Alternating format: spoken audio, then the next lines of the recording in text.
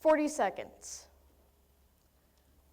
According to the World Health Organization, every 40 seconds, someone somewhere in the world commits suicide. Over the year, that amasses to over 800,000 deaths solely by people taking their own lives. The main cause of suicide is mental illness, the frontrunner of that being depression. Depression is something that we as a community unfortunately learned is very close to home with the death of Layla Sickinger over at Central Catholic in the past couple weeks. But depression is something that hits even closer to home than we might like to admit. It's easy for depression. It's not a problem in our community. It's not a problem in our school. It's not a problem in our workplace. Where it is a problem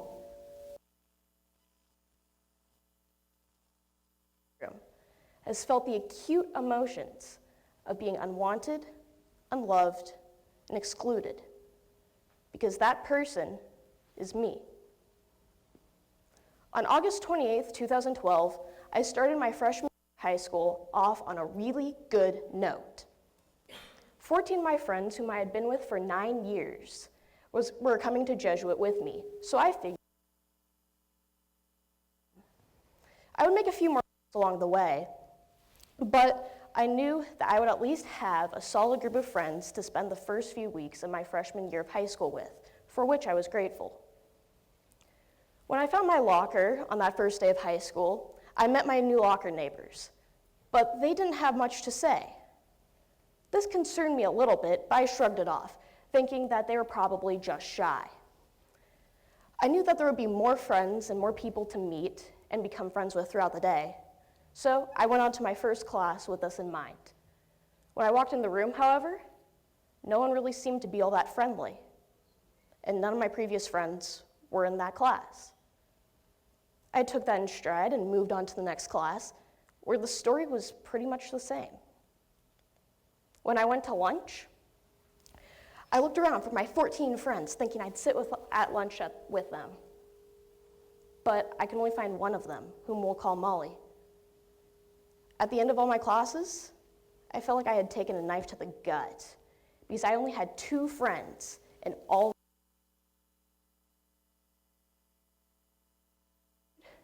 And depressed, I felt like someone had tried to disembowel me by the end of that day. I seriously doubted that coming to this school was the right choice, and was terrified that I would be virtually alone for the next 4 years. Now, let's take a moment to change gears and take a look at something. Had so much homework, so much time with robotics, so many tests and quizzes. Lucky if I get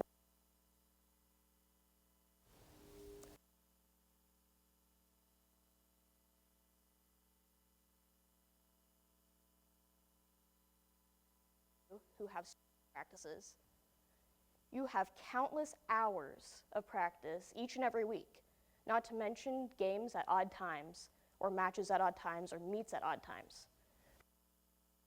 You're even busier, not only having to juggle your own schedule, but that of your kids, and perhaps that of your aging parents.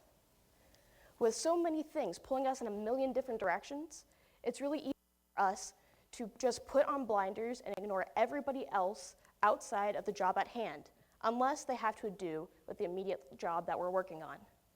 In reality, we are the victims and victimizers of the perpetuation of depression. However, there is one thing we can do to help solve this epidemic. That is by the single most powerful word in the English language. It really is that simple. And while, no, this isn't a cure-all for depression, nor is it a guarantee.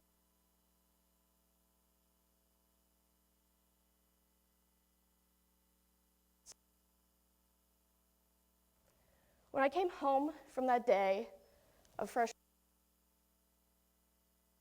"Hi, how was your first day of school? Who'd you sit with at lunch?"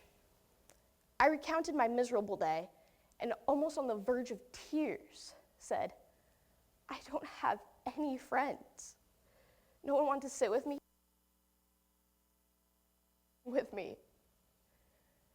Dad sat there pensively, and after a bit, you know how you make friends?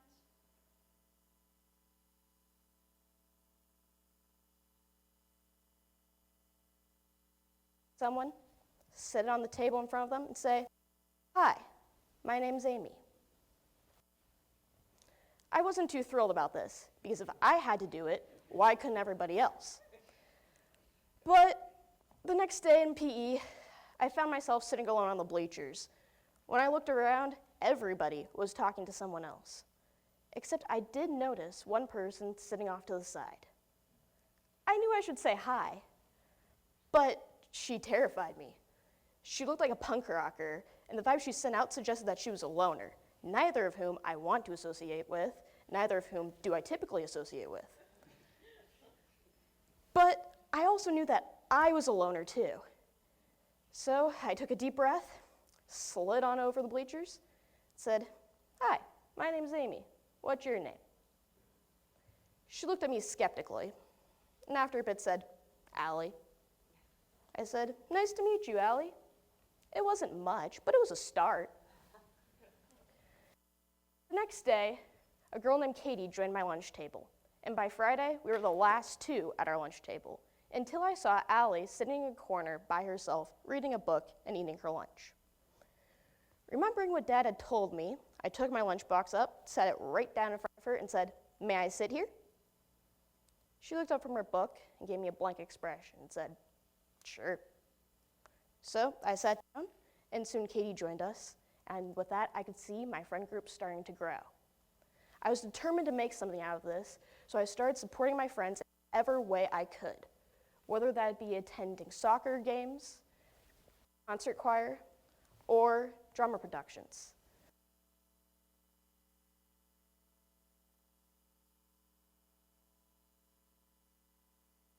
To our friend group in that same way. Over the summer, I started putting together events, such as hiking, ice skating, to cause our friendships to grow and get us to bond. Everyone had a blast, and our friendships really did strengthen. And by senior year, in fact, to this very day, I've added about 12 more people to our friend group for a strong group of 20 friends. Hello. That's all it took to change 20 people's lives entirely for the better. But is that it? Is saying hello? Well, unfortunately, no. You see, love, one-way street. But they might never know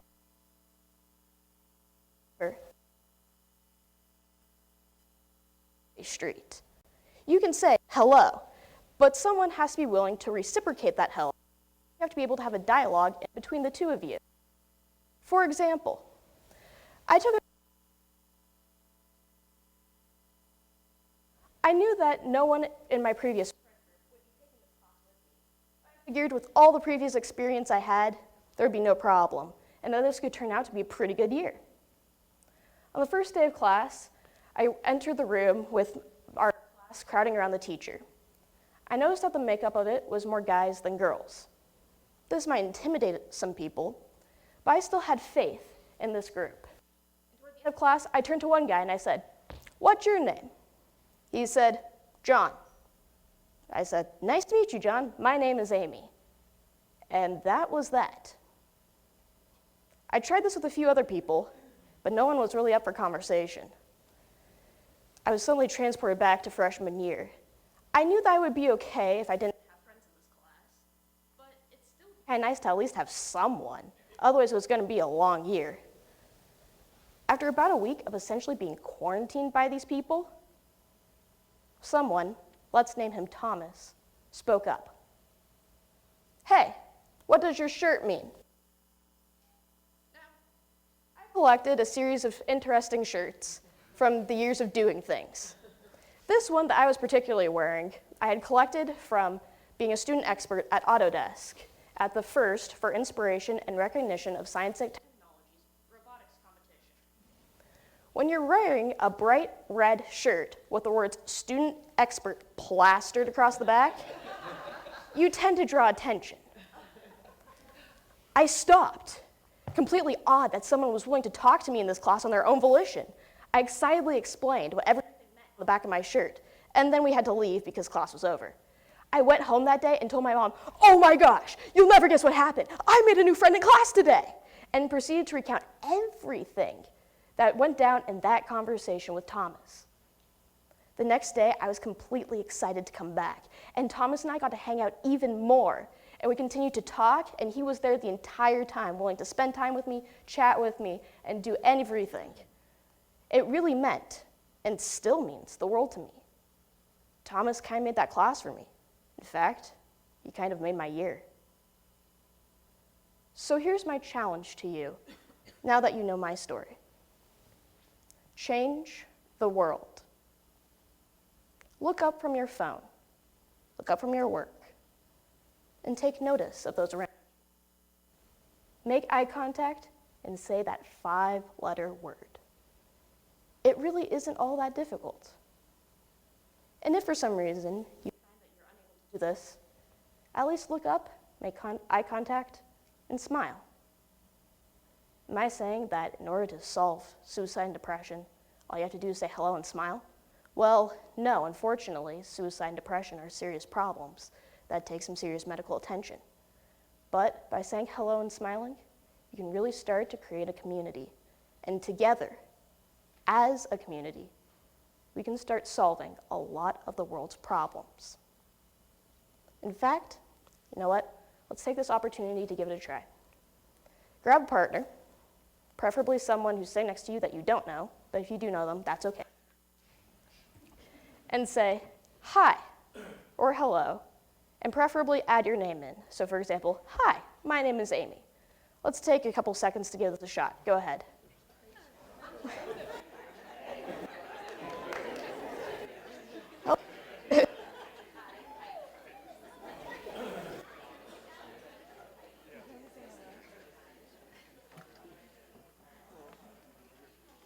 Hello.